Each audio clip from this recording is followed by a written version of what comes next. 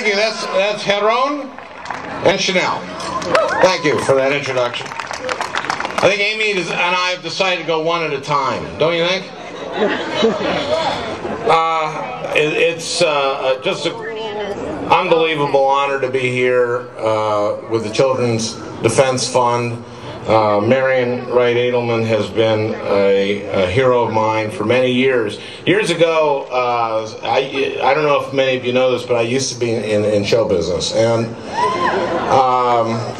there was a group called the Creative Coalition that was just being formed. They were being formed, and everyone was saying, we need a speaker. We just need a speaker to come and inspire us. And there was a committee of us trying to get this together, and I said, Marion Wright Edelman.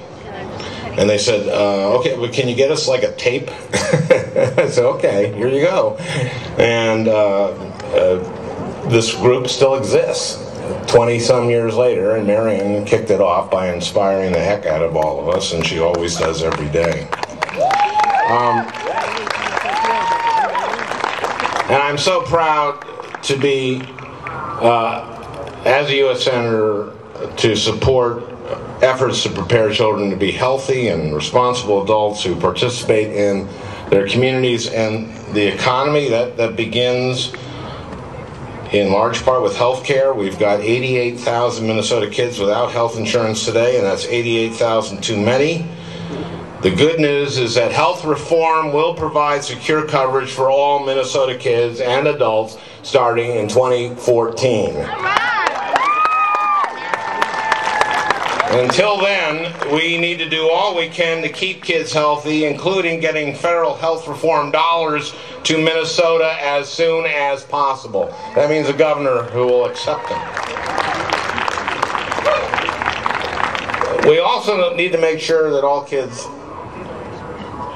get a good start in life through high-quality early childhood programs.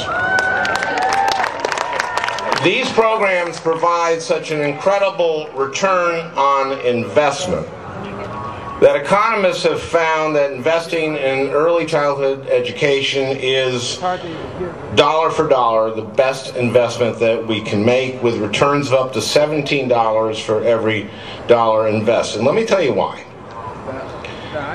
Evidence shows that when kids have access to early childhood education, they enter kindergarten ready to go. We end up spending less on special ed. Dropout rates fall. Kids who have special ed graduate at a higher rate than kids who don't. They just do. They go to college more. They get better jobs. They pay more taxes. The crime rate falls among kids who've had early childhood education. This country has the highest number of prisoners in the world. Every prison cell costs $40,000 a year to run. Every prisoner costs $40,000. And yet, among developed countries in the world, we're second to last in childhood poverty.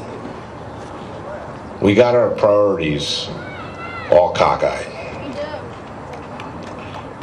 Investment in early childhood is not just good for kids, it's also fiscally responsible. To put it another way, it is fiscally irresponsible not to invest in early childhood education. When we look at K through 12 education, the same thing applies. We need to invest on what we know succeeds. For instance, I've introduced a bill with Orrin Hatch, conservative Republican of Utah, to make sure that we recruit and train principals for high-need schools. Virtually, there's no evidence of any high-need school turning around without a great principal.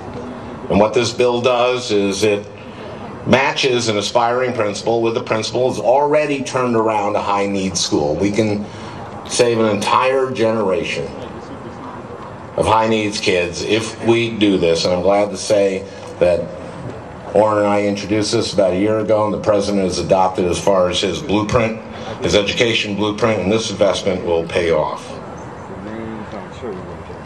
we are falling behind other countries in education. We're tied for 14th in graduating our students from college, tied for 14th among developed nations.